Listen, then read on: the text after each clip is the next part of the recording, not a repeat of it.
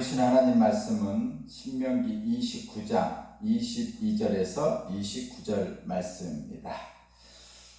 오늘 말씀의 제목은 담대함으로 순종하라입니다. 담대함으로 순종하라. 이 말씀에는 말씀을 떠나면 세상의 조롱거리가 됩니다. 언약 백성은 말씀을 떠나면 세상의 조롱거리가 됩니다. 그렇기에 담대함으로 순종하라 이런 말씀이고요. 여기서 핵심은 그겁니다.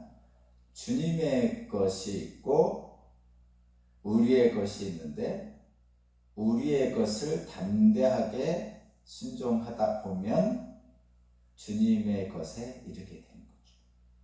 주님의 것은 하나님의 신비고 우리의 것은 율법입니다. 우리에게 주신, 내게 주신 일, 내게 주신 사명, 내게 주신 율법, 오늘 내가 해야 할 일, 그렇게 생각하시면 되겠습니다. 오늘 본문을 보니까 하나님이 진노하셨다라는 말씀이 나오죠. 그리고 하나님이 진노하시니까 물어봤어요. 24절에 보니까 모든 민족이 묻기를 어찌하여 주님께서는 이 땅에서 이런 참혹한 일을 하셨을까? 이토록 심한 분노를 일으키신 것은 무엇 때문일까? 하고 물어봤습니다. 그랬더니 대답이 하나님이 진노의 이유가 뭐냐? 25절입니다. 그러면 사람들이 대답할 것입니다. 그들은 주님께서 이 땅에서 그들의 조상을 인도하였을 때에 주 조상의 하나님과 세운 언약을 버리고 그들이 알지도 못하고 주님께서 허락하시도 아니한 신들을 따라가서 섬겼습니다. 그러니까 언약 백성이 언약을 버렸다는 거예요. 그래서 하나님께서 진노를 하시고 심판을 하셨다 이런 얘기입니다. 여기에서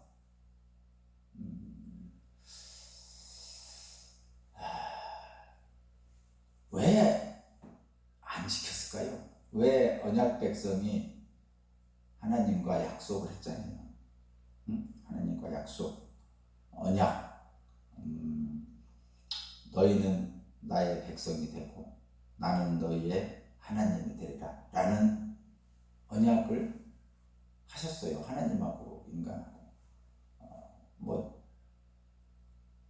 일방적인 하나님의 은혜의 말씀이긴 하지만 그래도 너희는 나의 백성이 되고 나는 너희의 하나님이 되리라. 그리하여서 아브라함에게 주신 축복의 약속들, 모세에게 주신 축복의 약속들, 다윗에게 주신 축복의 약속들을 다 이루시겠다 이렇게 말씀을 하셨죠. 그래서 결과적으로 실제로 모세를 통해서 애굽에서 압제받는 애굽에서 젖과 꿀이 흐르는 가나안 땅으로 이끄셨어요. 실제로 그런 역사적 사실이 있습니다.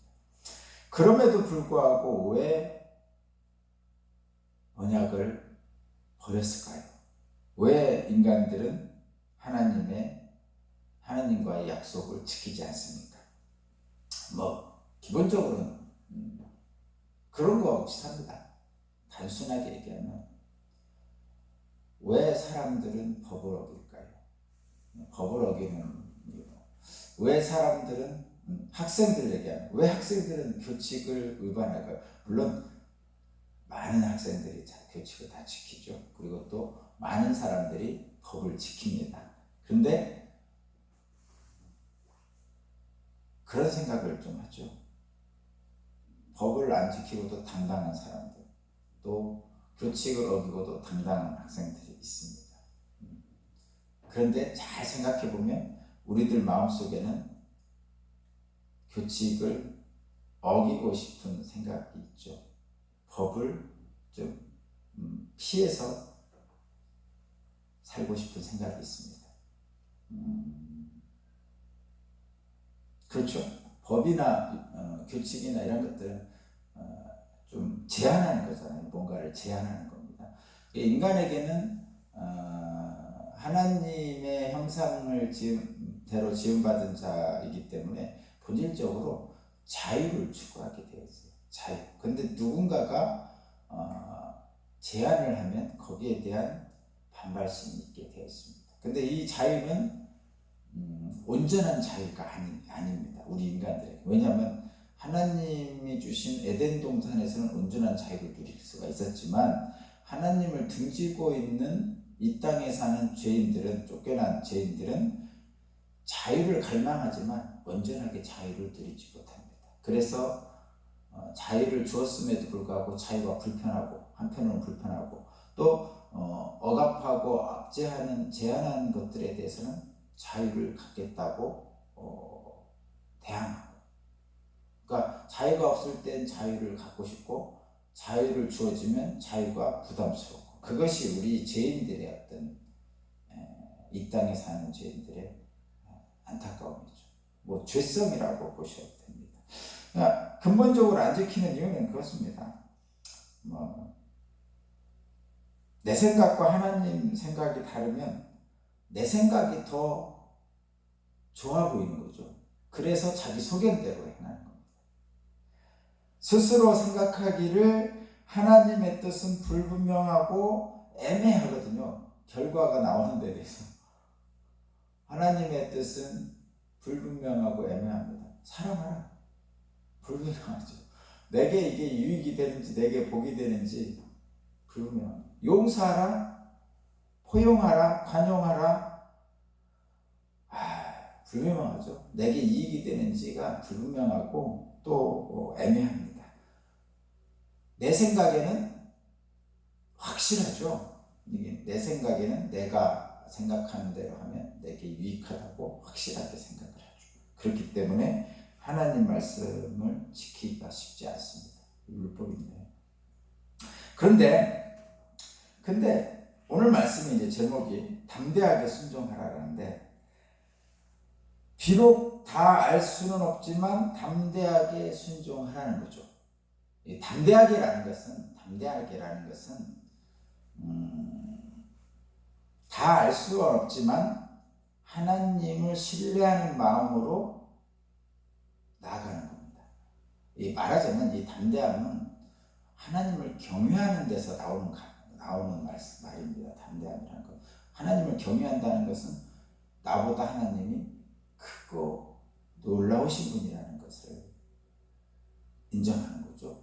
그러니까 하나님이 크게 놀라우신 분이니까 나는 안 되지만 하나님의 크고 놀라우신 일에 내가 담대하게 참여하는 거죠.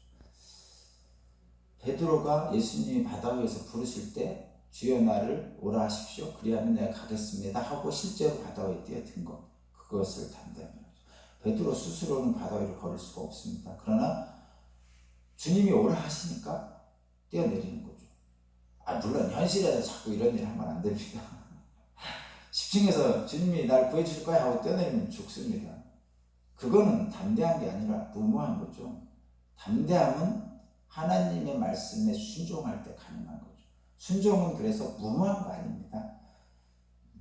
맹목적인 신앙은 우리가 얘기하는 순종이 아닙니다. 분명하게 여러분 기억하셔야 됩니다. 맹목적인 신앙은 우리가 말하는 순종이 아닙니다. 순종은 하나님의 계시를 받았는데 내 생각과는 다른 거죠. 분명한 계시 속에서. 그러니까 주님이 오라 하셨단 말이에요. 오라 하시면 가는 거지. 오라고도 안 했는데 베드로가 먼저 뛰어내리면 죽습니다. 그래서 10층에서 뛰어내리면 하나님이 살려주실 거야? 그러고 뛰어내리면 죽습니다. 그건 순종이 아닙니다. 주님이 오라 하실 때 주님의 말씀을 붙들고 가는 거죠. 근데 그 담대함 속에는 반드시 뭐가 있냐면, 그러니까 맹목적인 신앙과 담대한 신앙의 차이는 뭐냐면,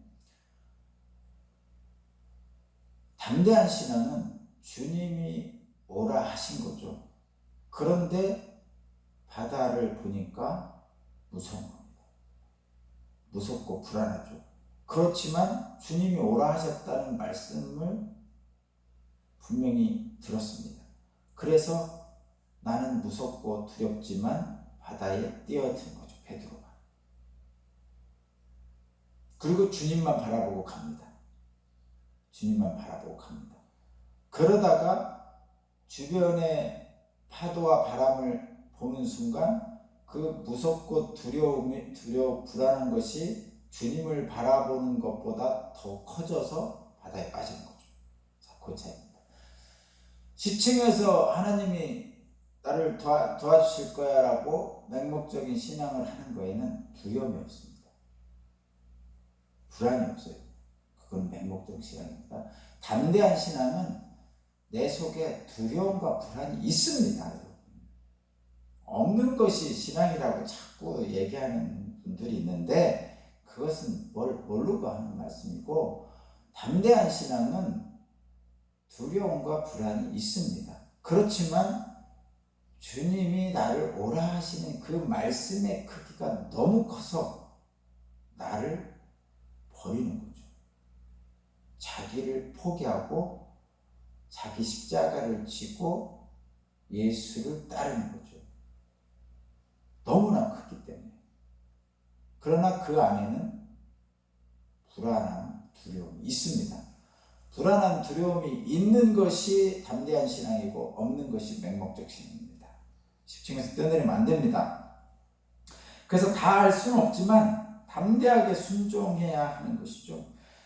근데 다 할 수 없다는 말은 분명하게 여러분 기억하셔야 돼요. 오늘 본문에서도 분명히 말씀하고 계시죠. 거기 29절에 우리는 하나님이 숨기신 것 때문에 다 할 수 없습니다. 숨기시는 것은 주님의 것이고 나타내시는 것은 우리의 것입니다. 거기 그렇게 있죠. 그리고 나타내시는 것은 율법이다 이렇게 표현하고 있습니다. 그래서 우리는 유한하죠. 인간은 유한합니다. 그리고 하나님은 무한하시죠. 그래서 유한한 인간이 무한한 하나님을 다 알 수는 없는 거죠. 이건 당연한 겁니다. 그래서 유한한 인간은 무한한 하나님을 다 알 수 없을 뿐만 아니라 그래서 무한한 하나님을 향해 갈 수 없다는 뜻은 아닙니다. 유한한 인간이 무한한 하나님을 다 알 수는 없죠. 당연한 얘기입니다. 우리는 시공간에 한계가 있고 하나님은 시공간을 초월하신 분이에요. 밖에도 계시고 안에도 계시는 거죠. 그러면 우리가 유한한 인간이 무한한 하나님을 향해 갈 수 없느냐? 아닙니다.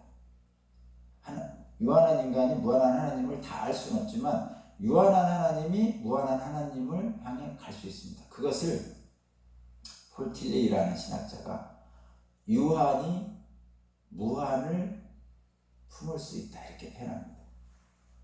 이게 신비죠? 여러분 잘 생각해 보세요. 유한은 무한을 절대 품을 수 없죠.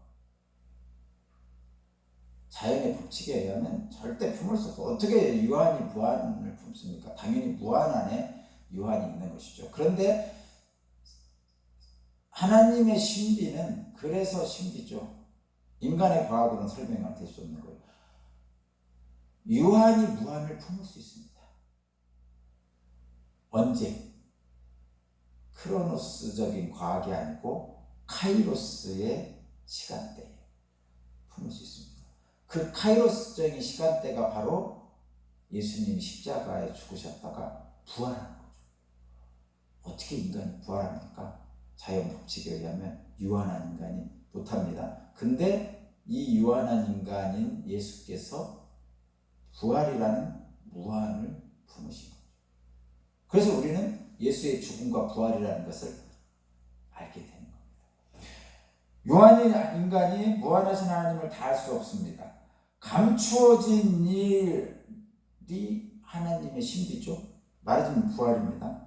나타난 일은 우리에게 주어진 율법입니다. 우리에게 주어진 사명이고 우리 앞에 있는 일입니다. 그래서 우리는 감추어진 일보다는 내 앞에 주어진 일에 담대하게 행해야 됩니다. 어떻게 하면 유한이 무한을 품을 수 있습니까? 감추어진 일은 감추어졌기 때문에 나는 모릅니다. 그건 무한이고 신비고 부활이고 하나님의 것입니다. 주님의 것입니다. 다만 내 앞에 있는 나타난 일, 율법, 내게 주어진 일을 담대하게 행할 뿐이죠. 유한한 인간은 무한하신 하나님과 그분의 계획을 완전히 이해하려 하는 것은 고집이고 교만입니다. 절대 알 수 없습니다. 다만 나타난 일인 하나님의 말씀을 지켜 행할 뿐입니다. 무한을 향해 나아가는 유한의 일이죠. 그게 담대하게 순종하라. 그래서 말씀의 제목이 담대하게 순종하랍니다. 언약 백성은 캄캄한 어둠속 같은 이 세상을 한 걸음씩 나아가는 겁니다. 주님의 인도함을 받아서. 그것이 저와 여러분이죠.